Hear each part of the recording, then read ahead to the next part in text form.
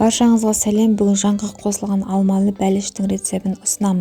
Ең алдымен қабығынан тазартылған 3 алманы 4 бұрыштап турап блендермен езіп аламыз.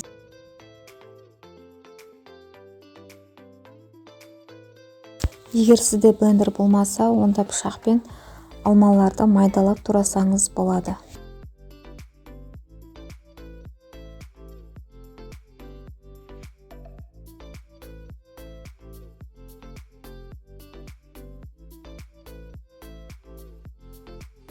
Мінекей барлық алмаларды езіп дайындап алдық.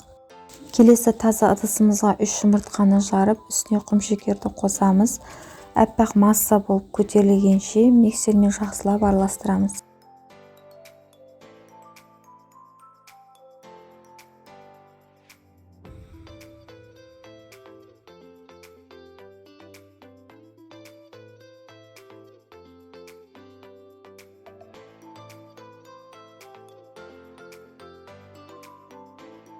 Бөлек ыдыста електен өткізілген ұнымызға қопсытқышты қосып сәл ғана араластырамыз және осы ұнымызды жұмыртқалы массамызға қосамыз.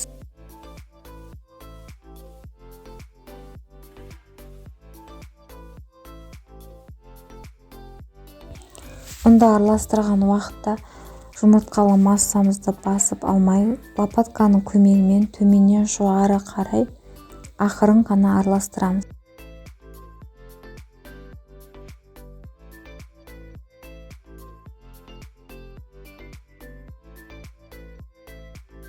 Енді үстіне езілген алмаларымызды қосып, тағы бір рет араластырамыз.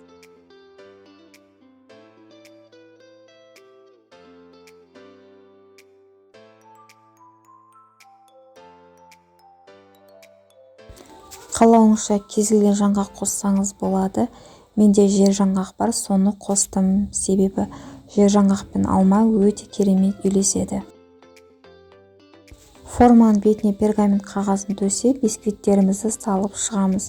Лопатканың көмегімен бетін біркелкі етіп тегістейміз. Егер пирог биік болғанын қаласаңыз, онда көлемі кішкентай дөңгелек формада пісірсеңіз болады.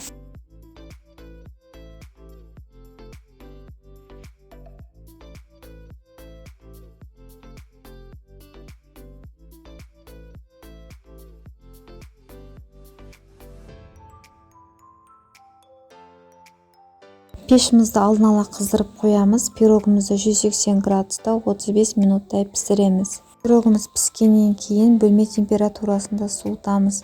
Суығаннан кейін ғана кесуге болады. Осымен пирогымыз дайын, баршаңызға ас болсын.